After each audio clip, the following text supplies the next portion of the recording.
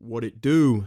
Bedtime crew. Hey man, listen, today I am here to talk about the main event of UFC 321, which of course will be this very competitive, very exciting main event between Tom Aspinall versus Ciryl Gane for the, not vacant, but the first real defense of Tom Aspinall as the undisputed heavyweight champion. And today I just want to talk about this fight. I want to talk about the heavyweight division.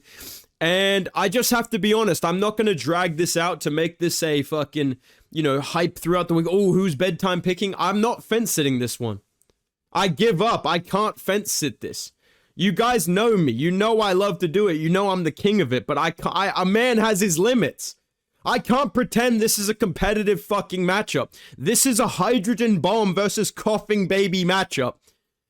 Ciryl Gane should not be fighting for the heavyweight title. And the sad part is, there's really not anybody I can say deserves it more than him. But he's just absolutely fucked in this, mate. He's absolutely fucked, There's no two bones about it, mate.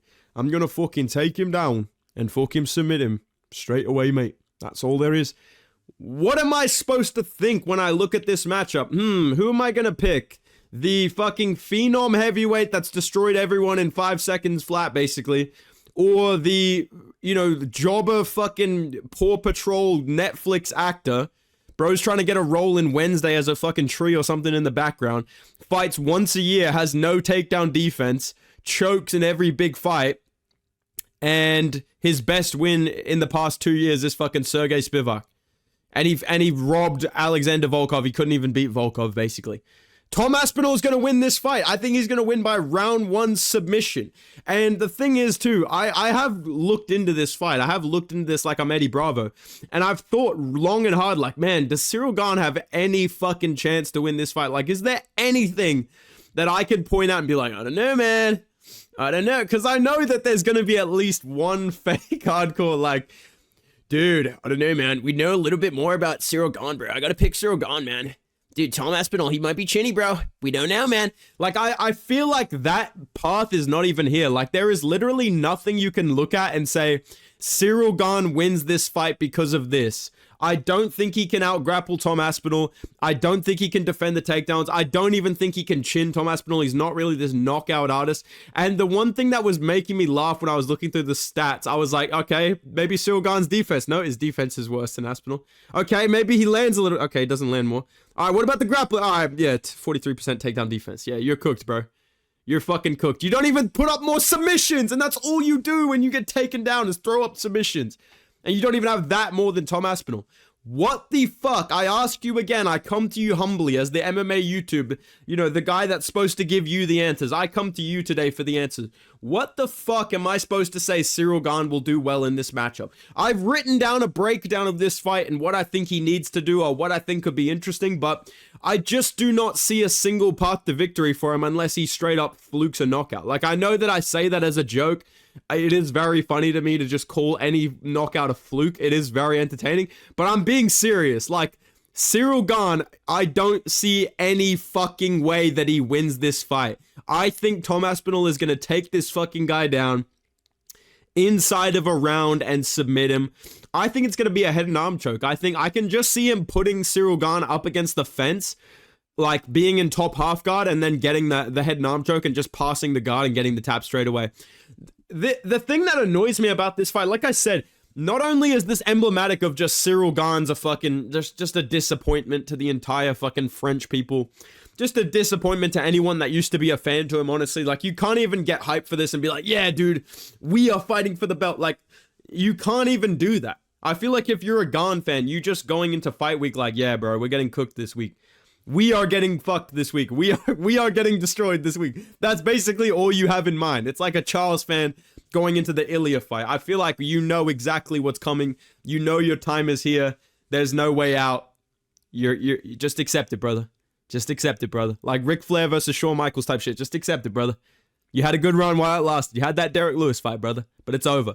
Tom Aspinall is going to win this fight. But I think Ciryl Gane, out of all the heavyweights right now, I guess I can give him the fact that he probably has the best chance skill-wise. Like, maybe Jailton Almeida is the second best skill set to beat Tom Aspinall. Maybe he can get a submission.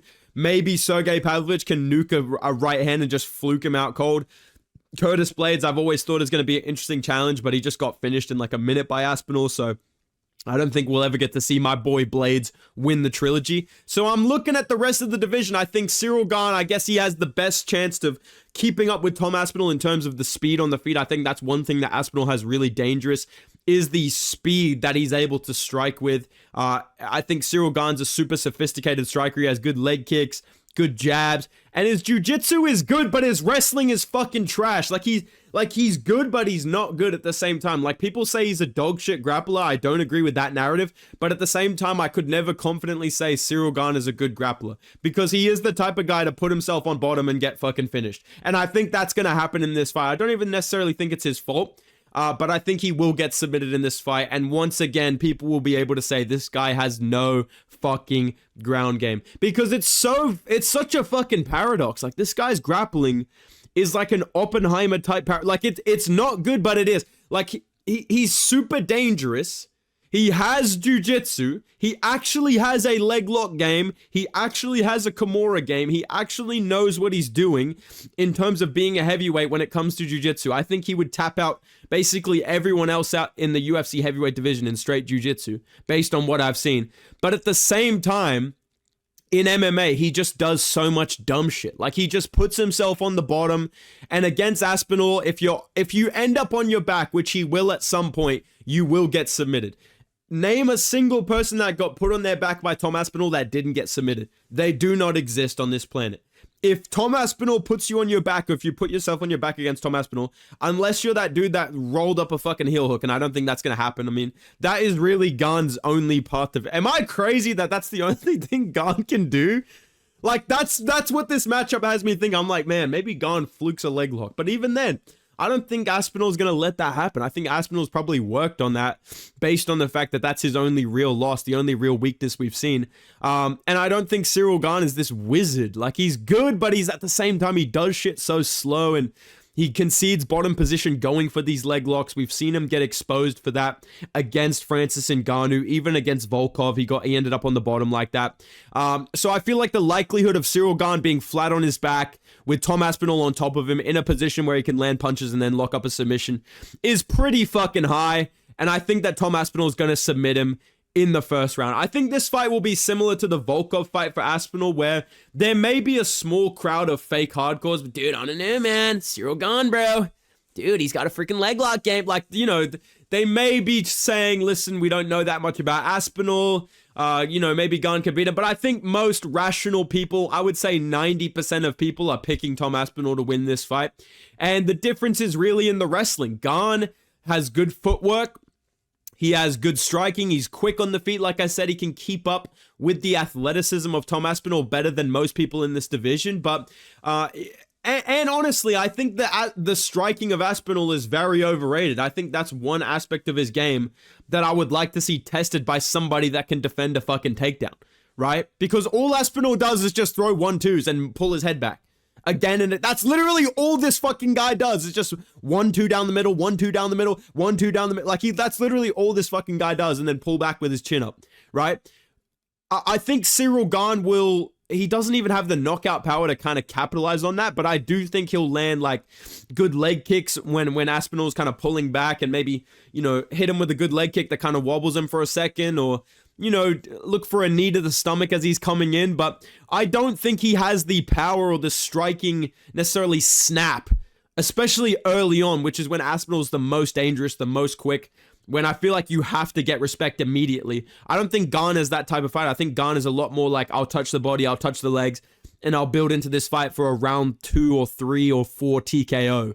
Up against the fence, right? That doesn't really work against Aspinall. I do think this is a fighter that you have to get out of there in the first round, or you have to get his respect in the first round with something really big, and then drag him to round 2 and 3 and see if he slows down. But I don't think that's going to happen in this matchup. I think Ciryl Gane will be just taking too much time, trying to make reads, looking for leg kicks, trying to avoid the 1-2, looking for jabs to the body, front kicks to the body. I think Aspinall will eventually find a double leg, run Gane over, and I just see them ending up not up against the fence, but right next to the fence. Like, I just see Tom Aspinall running him over and then just pulling him off the cage, and Ciryl Gane's flat on his back up against the cage, or like in that seated position up against the fence, trying to stay calm, just doing the heavy breathing, looking up at the clock, and then Aspinall pulls him down, gets the head under the arm, locks up the head and arm choke from the far side, and then clears the legs and gets the tap. I feel like this will be a round 1 finish for Tom Aspinall, and it's so disappointing, bro, because I want to be excited about this new era at heavyweight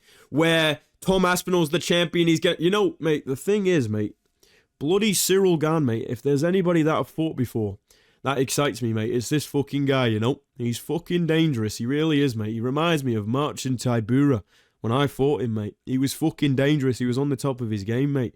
But it just doesn't excite me. This matchup means as much to me, maybe a little bit more, than fucking Vina Jandiroba versus Mackenzie Knight. It's basically the same thing. I'm just kidding. That's going to get clipped, but I just don't have that much hype for this. I don't have that much intrigue. I don't really like, oh my God, who's going to fucking win? We know that Tom Aspinall's winning this fight. It's the same with Merab versus Jan. I know Merab is going to beat Petr Yan. It doesn't matter what I think stylistically. There is just a physicality and just a, you know, grappling difference that's so clear that I think and a power difference on the feet that I think Tom Aspinall just wins this fight, finishes Ciryl Gane. There's no point overthinking it. There's things that I like from Ciryl Gane against basically every other heavyweight. Like, I want to see him get something off in this fight. He has good body work. He has really good footwork. He's hard to pin down. But once he throws a kick or something like that, his feet do come back together. He got caught by Taito Ivasa. I'm wearing the shirt right now. I was wearing it to the call that I had with Lucas Tracy and Guru. I'm just flexing that right now, you know. Just doing big time things here. I literally had to go to work right after. But guys, I'm kind of a big deal now. But regardless, right, Ciryl Gane's feet do come together. We've seen him get taken down off the kicks by Francis Ngannou. We saw him got dropped by Taito Ivasa, the Blob. And I think that the footwork is interesting, but I also feel like he's going to just get ran over with a double leg. And it's disappointing because I want to see Tom Aspinall extended into round 2 or 3. I want to see how he deals with heavy leg kicks. I want to see how he deals with the body kicks of Ciryl Gane. I want to see how he deals with the clinch of Ciryl Gane, where he has really nice elbows and knees to the body because of his Muay Thai style. This kind of fight does remind me of what I said about Allen versus RDR in my predictions. If you guys haven't seen that video, check that out. Where I think on paper, Ciryl Gane has every skill set required to be a very hard fight for Aspinall. He has great distance management, like we've said. He's got good footwork for a heavyweight. Good striking. The jab is there. The leg kicks are there. The front kicks are there. These are very interesting tools against someone like Aspinall that darts in and out, that blitzes in, that can be caught coming in or pulling back, right? Not to mention the fact that, yes, his wrestling is dog shit, but his jiu-jitsu is quite good, right? He's shown in some matchups, especially the Sergey Spivak fight, right after the Jones fight. And for all we know, it's something he's been working on heavily. I hope that he's been working on it. All he's been doing is working on fucking Netflix movies. But when he locks in, he's shown that he does have solid takedown defense.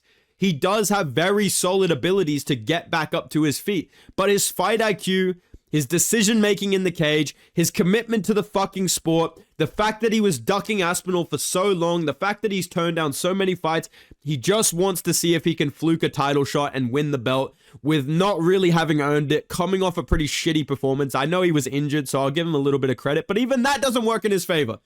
You're injured, you're coming off a huge layoff, now you're coming back against Tom Aspinall. Granted, Aspinall is coming off a layoff as well, but he's been training this entire time thinking he was going to be able to fight whenever. That is the difference between these two layoffs. Ciryl Gane has been sitting around playing with a bit of fucking string, filming Paw Patrol movies and shit like that. Tom Aspinall has been sitting around training, waiting for Jon Jones to pull the move of like, all right, I want to fight this kid in a month. Set up the fight. I want to fight him in 2 weeks.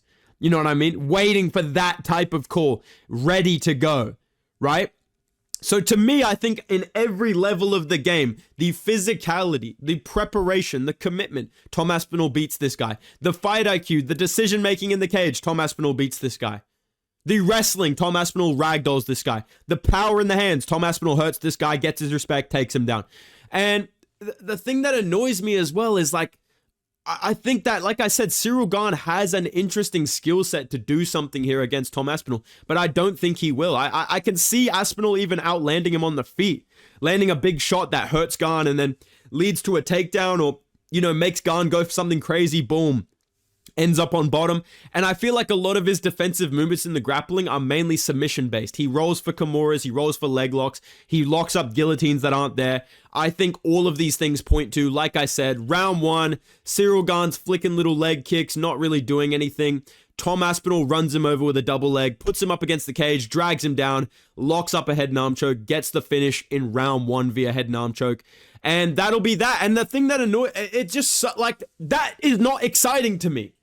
I know that Tom Aspinall is going to be like hyped up by the UFC, and I like Tom Aspinall.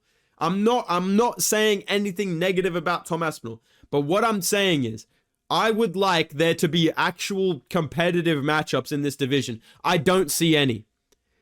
And it's not even his fault. It's fucking Jon Jones' fault, because if Jones never did any of this shit, if he just fought Gane and then pulled out of the Stipe fight and we got Aspinall versus Stipe and then boom, Aspinall versus Jones, this would not be a problem whatsoever. I'd be like, you know what? Enough time has passed. Maybe Gane would have had to have had another fight or something like that. I think it could have been different.